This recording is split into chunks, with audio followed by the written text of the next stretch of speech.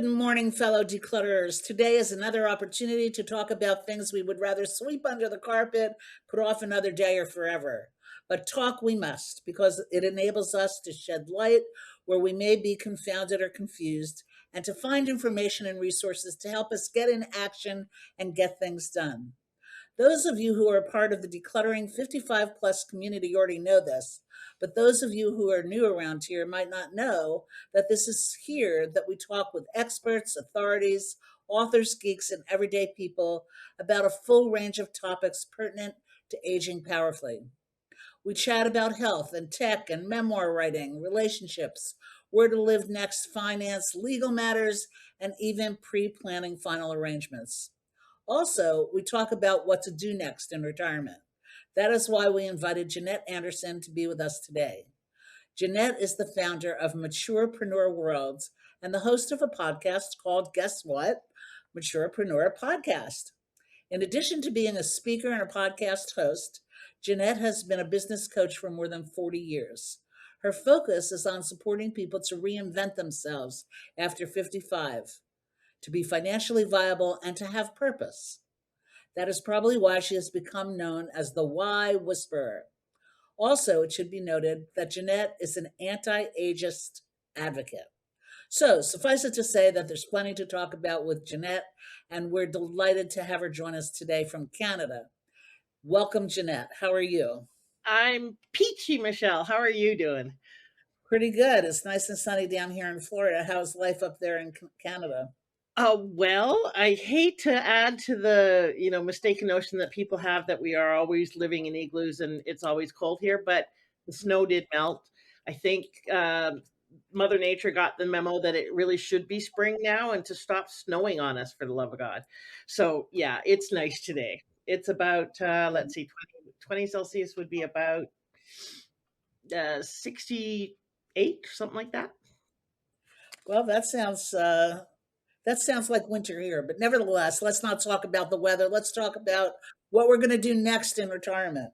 Tell us more about what Maturepreneur is. It's a clever name because it indicates that it's not somebody who's just out of the popper in college going out into the workplace. This is somebody who's been around for a while and entering new territory.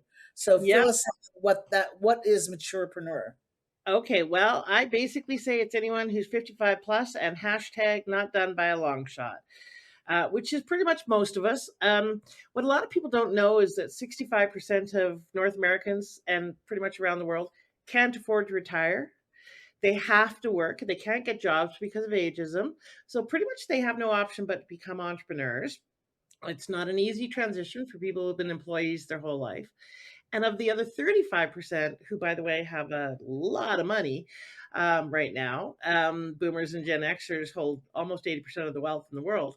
About of that 35%, many are choosing not to because they retire because they want to stay vital and healthy and continue contributing and make a difference. Having purpose adds Well, 7 years used to to be life. it used to be that you retired and you sit back in a lazy chair and then you die 6 months later. But Yeah, pretty have, much. have you found that the landscape for retirement in general, whether just before you even decide what you're going to do, is different now than it used to be? Completely. That whole old 1950s notion of go to school, get a job, climb the corporate ladder, have 2.5 kids, hit 65, and then roll off into the sunset didn't work then, and it sure doesn't work now that we're living 20, 30, 40 years longer. And so people may not have saved for the 20, 30, 40 years longer, hence the 65% who have to work. But they also haven't planned for how to have a quality of life for that much longer. It's a third of our life, Michelle. And Yeah. most people have not figured out what they're going to do for that third. So it's a big problem. How do you where do you start with people to say somebody sits down and go, oh, do they sit down 10 years before they retire thinking about what they're going to do once they stop the job they're in for what's possible as they age, or do they retire, get the golden ring, and then go, oh my god, what do I do? How is it for most people? For most people, I would love to say that it's the 10 years before, but that is definitely the anomaly. We just don't like to think of the future that much, and we don't like to think of, certainly, of aging. So for most people, it may be the golden handshake, but for many people, it's you're downsized, you're made redundant, basically your ass is fired. And especially when you hit a certain age, because there's this concept that we're more expensive and don't work as fast. All of that's a myth that we can talk about later. But for many people, they come into it kind of as a shock and with an identity crisis. Who am I now that I'm not the CEO? Who am I now that I'm not the accountant, the stay at home mom, whatever? Because we've been taught that our job is our purpose and that's not, or our role. And that's not true. So where do you even begin to lay out a platform? So it's kind of like you have to decide what you're going to do in order to stay vital and age powerfully, but you haven't thought about it yet, and you're faced with the unknown. Where do you even begin? Well, and there's another problem there too. If you ask most people who are in our age bracket, 55 and up, what do you want? You get the dog tilt head or you get the panicked look in the eyes, because for most people their whole life they've been doing for others and being for others and live a life of shoulds and obligation and taking care of other people. When you say, what do you want? They have Yeah. no clue, most of them. Well, And that's a so, really great place to start. So, do yeah. you start by going to a mountaintop and meditating, or going to a coach and getting some advice, or going to a therapist, or reading a book? Where do you start? All of the above, depending on who you are. So I personally think, first of all, getting clear on what you want often is really difficult to do in a vacuum. If we knew, we would be doing it, right? So it helps to get a coach or a therapist. It depends on if you need support with allowing yourself to have what you want, be what you want. If it's a permission issue, maybe you need a therapist, a counselor. If it's getting clear on what that is and maybe some permission, a coach is a really good thing. Communities of peers can help, but surprisingly, we're not joiners, which is really too bad because loneliness is an epidemic and we need community. And in that conversation, we can see A, we're not alone, and B, get good ideas. So it's also good to join a community of people who are deciding what's next. The only So problem is I there's not think many of them. it sounds like you have to have the realization that there is a what's next, Yeah. and that you have to take initiative in order to decide what is that next. Yeah, So there's absolutely. the route where you might, one of the things you might, so we're talking about today, we're talking about remaining in the area of earning. We're not talking about going off on a vacation for the next 10 years. Well, Because we can even talk that, even about that with a lot of other people, but I'm talking to you, yeah, which you're a business coach and an yeah, entrepreneur yeah, person. So how does somebody make the leap yeah, from they've worked for somebody their entire life and now they're going to go into their own business? yeah. Or are they somebody who was in their own business and they're going to change the business? Which is it, or both? Both. I call it the getting clear, getting going, and keeping going markets. The keeping going are people like you and I who've been entrepreneurs for quite a while and sometimes need to re-inspire ourselves, recommit to our why. Sometimes we're scaling up, sometimes we're scaling or pivoting our business. They often need help with getting stuck because they've reached the edge of what I call their contextual framework, the edge of what we know. And so they need help to grow the container, not more stuff to put in the container, but help to grow the container. The getting clear market, they need, first of all, to kind of clarify, what do I want? But part of that is get clear on your vision. What do you want the next 30, 40 years to look like? Get clear on your purpose, your why. And my definition is not what we do, it's why we do it. So it's the intersection between what we're healing from the past and what we long for the future for ourselves and others. When we know that, we can align what we're doing, make strategic decisions. We can use it to differentiate ourselves in the market. So helpful. So get clear on your vision, your purpose, and then how are you going to live into it? For some people, it might be creating a nonprofit or social responsibility business. For others, it might be a lifestyle, like creating a mobile lifestyle, like I have. But for many, it's creating a business so that they can generate both impact and income because both matter. How do you decide what business? And then That's a how do you great learn if you've never run a business before? yeah. How do you learn to do that? Great question, and a lot of it is, don't follow what everyone else tells you.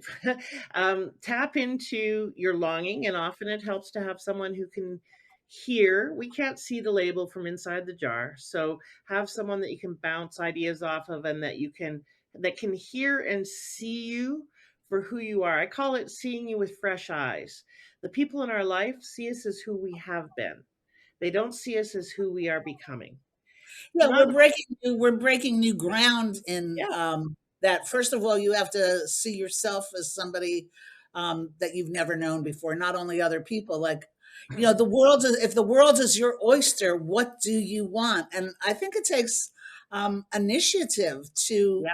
find the person who's going to help you to discover your new self, um, and not do that in a vacuum.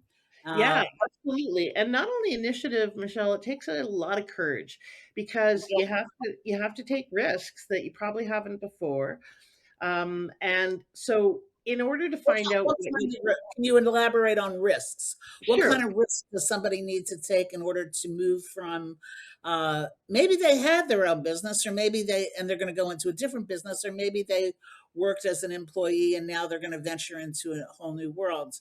What yeah. kind of risks can you anticipate? Okay, well, first of all, internal, you're gonna be outside your comfort zone, and that makes a lot of people nervous and really, really resistant, especially the older we get. We tend to love our comfort zone. So you gotta move into conscious incompetence. And we've spent a whole lifetime knowing the answers, having the answers, and being competent and aspiring to that. So to consciously choose conscious incompetence is hard and takes some willingness and humility because we got to learn how to do what we don't know how to do. And Like, then what are some of the things you have to learn? Once you say, "Okay, I'm gonna do this. I'm yeah, gonna get into a business," and you say, "I found my passion in baking and I'm gonna open a bakery," or "I found my passion in retail and I'm gonna open a a Saturday boutique. market Yeah. vendor," or Um, whatever the business yeah. is. What do you have to So learn? so there's a few things. One is, and the primary thing is how to run a business. But there's a lot of components to that. And the one where I find most of my clients and most people really struggle is frankly sales and marketing, self promotion. They've spent their whole life just following the rules and being told don't get too big on yourself and so forth and so on. And they see self promotion and sales as something terrible and awful. It's not. It's simply being in service, but they don't see that or know that yet. And so they resist creating a business where they actually make money. They will set up a business and they'll do all the work, but when it comes to actually selling themselves, most people frankly suck at that and resist it, and then they struggle and they don't So make the money. money is not a dirty word. Is that what you're saying? Yeah, I'm saying that, and sales is not a dirty word. Self-promotion is not a dirty word. No, no, in fact, it's It's not actually really self-promotion, it's promotion, thinking of it, what are you providing? yeah, And the other thing is you being the messenger for what it is that you're providing. So it's really not self-service, it's promotion. But there's also the other aspect of the world of marketing is different was as we grew up than it is now. I used to be in marketing. I was a public relations consultant, yeah. and understanding and learning the way to maneuver through social media and social advertising Yeah. is really a learning curve, don't you think? It is, and, we didn't grow up with a phone attached to our hands, and so, yes, it is different. However, it's A, learnable, B, with AI, it's kind of the great leveler. There's very little you can't do using AI, and it bridges the gap between whatever we used to think we had to be technical in and or know in terms of marketing and stuff, and what we can do now with a lot of, ease, frankly. We can keep up with people who've been doing this for quite a while without a big learning curve. It's an incredible gift to older people. We may resist it, but don't. It will Yeah, level. I resisted using customer service chats and articles that they sent you, but AI seems a little bit more friendly than removing the customer service person and just having a one-to-one relationship with AI. Not to, so I think it's a good point, Jeanette, is not to be afraid to go to chat GBT or Claude or Perplexity and Yeah. just typing in what it is that you need and coming up in 45 seconds or less Yeah. with the answer. Yeah, absolutely. So it really does help. I think the number one thing, you were talking about risk before. One of the things is you really do have to study AI to help you level the playing field. And there is a risk financially because you need to invest in your business. Now, it doesn't take a lot of money. You can set up a service based business where you're a consultant or a trainer or a coach or something like a mentor and do that relatively inexpensively, like you literally with That hundreds, would be maybe. like an extension of the job that you once had to become a consultant in the area that you once worked. You could do that, yes, if you Yeah, still love what you do. yeah. So I'm a big advocate of uh, first of all, build your business around your life, not the other way around. Most of our life, we have built our life around our business. And so we put relationships second and so forth, and we maybe have time for ourselves and maybe not. Now, as we're older and wiser, we learn that we build a business around our life and how we want to be in the world, what we want to do, so that it's in service to the lifestyle we want. So that's number one. Number two is make sure the business model fits with you. You don't have to work 80 hours a week. You don't, you can create a business model that fits your vision and your purpose. But it can take finding someone who can help you define what that model is for you, and you can do your business your way. You do need to learn how to sell and market, but there's about a million ways to market yourself. Find the way that fits for you. Just because someone says you have to do video, you don't have to do video. You can do it whatever way you want. Um, but you do have to learn how to sell and market yourself if you want to have a business, not a hobby, an expensive hobby. And I would imagine you'd need to know some things about financial management that you didn't need before if you weren't Yep, working. for sure. One of the things that I advocate is if it's not your juice and your jam, like bookkeeping is not mine, delegate it as soon as you can. Because if you don't love it, you'll resist it. You won't do it or you'll do it badly. So, yes, super important Well, to make I'm a big advocate of that. When I got out of college, I said there's two things I am not going to do in my sure. life, and that is I'm not going to do my own housekeeping and I'm not going to do my own bookkeeping. So I'm a Yep, big there you go. advocate See? for keeping the record straight. And if Yeah. you're not the one to do it and you have better uses of your time than Yes. doing your bookkeeping, then that's a good idea. I have another question for you. And I have to remember what that question was.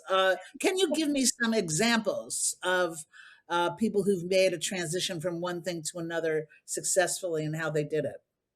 Sure. Well, I want to give you an example of something that might bust a few myths around age. First of all, lady here in Calgary, Alberta, named Marjorie Zingle, who started her first tech business when she was 69.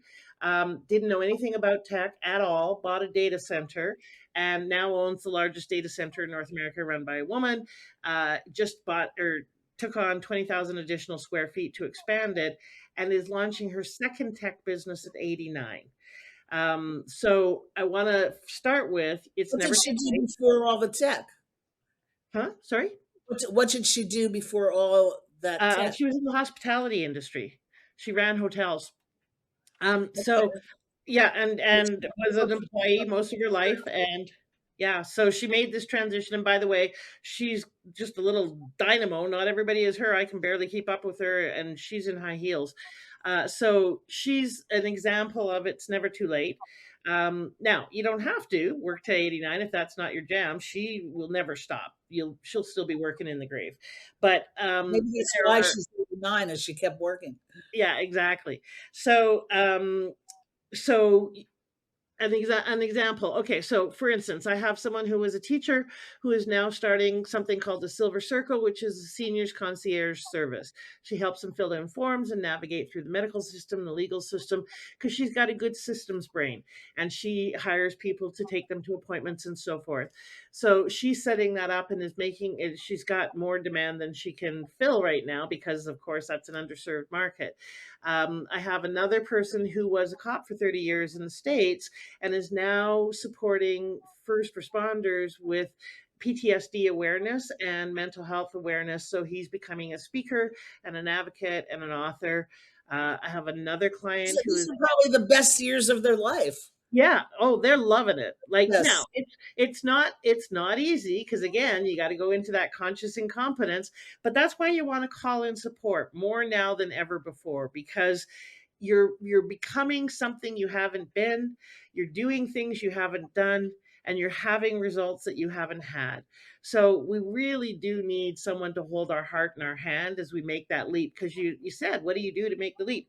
Well, first of all, you leap. You leap before you're ready. You leap before you think you can. You leap before you've got all the answers. Clarity, it doesn't create action, but action will give you clarity. Oh, So very take good. Okay. a step in any direction, and you're going to get clearer. Is this the right direction? Do I need to adjust? Call in support. There's lots of resources for people. Take this with a grain of salt. A lot of the programs that are available for you to start a business come from what I call the kind of corporate mentality of here's the standard way to start a business. They don't really teach you entrepreneurialism, which is a lot more shoot from the hip, just build the plane as fly kind of thing. But they will teach you the fundamentals. And there's lots of programs that where you can get help. SCORE is really big in the US. There's lots of resources available Tell for people. tell me what SCORE is. SCORE is a mentorship organization that's really big that will help you with getting your business going. And I believe it's free. And so you can sign up to Do get you know what it stands for? no, SCORE? no, Okay. no. It's So if you look up some kind SCORE, of acronym. probably it's business coaching. Yes, and in all different kinds of industries and sectors and so forth. You can choose your mentor and connect with them, and they will help you with wherever you're at. Um, it's one of the bigger organizations in the U.S. There's a Small Business Association, AARP has, and CARP. To a degree, have resources and support for you. The Canadian Association of Retired Persons hasn't realized that we need a lot more entrepreneurial support and advocacy. And even AARP, I got to say, they really focus their resources on helping people get a job, which is so frustrating because they're just setting them up for disappointment. They don't have as much entrepreneurial support as I think they should have. So, but there are resources there. And it is worth it to hire a good coach because it'll save you time and money. People will tell you to do things that you don't need to do. Like don't build a website right away because you don't know what problem you're solving and for who. So you put up something that's just the most basic thing. Don't spend a lot of time and money until you've delivered your product or service to a number of people. Then build your website because then you know who you're talking to and what you're talking to them about. Well, I think we lit a fire under a lot of our listeners today, and we were able to at least begin the conversation that this is the time as you approach or are already at the precipice of whatever's next in your life after retirement, and that it is a time to consider as a possibility being an entrepreneur, not just getting a second job to earn more income or have purpose or fulfill your life. So don't be afraid, be bold to get started, get the help you need, get the resources in place. And it's okay to leap first and then get all the support you need as you go. I want to thank you so much for being with us today, Jeanette. Thank If people want to connect with Jeanette, you can do so by popping over to www.maturepreneur.world. Is it a .com after that or just .world? Just not world. Yeah. Okay, so it's www.maturepreneur.world. And while you're there, pick up a free copy of Go from Overlooked to Overbooked, so you could get wisdom to wealth right now. There's a free book and a free call to find out what's next. So you can go ahead and call Jeanette from that website. Also, you'll get a free gift guide and a consultation with Jeanette at, like I said, Maturepreneur World, mature dot world, maturepreneur dot world. That's Okay. it. Yeah, I know it's a mouthful. If you're not already signed up on the website to get notifications of you can use for information that's coming up on this podcast, go to www.decluttering55plus.com and sign up on the Let's Connect button. You'll want to do that because we've got lots of interesting things going on here. Be sure to follow us and like us on the social media platforms like Facebook, Instagram, LinkedIn, and TikTok, and subscribe to us on YouTube. Tell us about your business and how you started it in your life. And tell us if you've been the target of ageism. We want to hear from you. If you haven't gotten a copy of my spiral illustrated book called Decluttering 55 Plus Wisdoms to Create a Legacy, Not a Mess, be sure to get a copy for yourself, your friends, your loved ones. It makes a great gift. It has 29 messages that will prompt you to get in action in some area of your life. And we all know that when it comes to decluttering, that action is the only thing that makes a difference. Again, I want to thank you, Jeanette, for joining us today, and for all of you out there for participating in this conversation. We'll see you soon, and between now and then, have a clutter-free day. Thank you.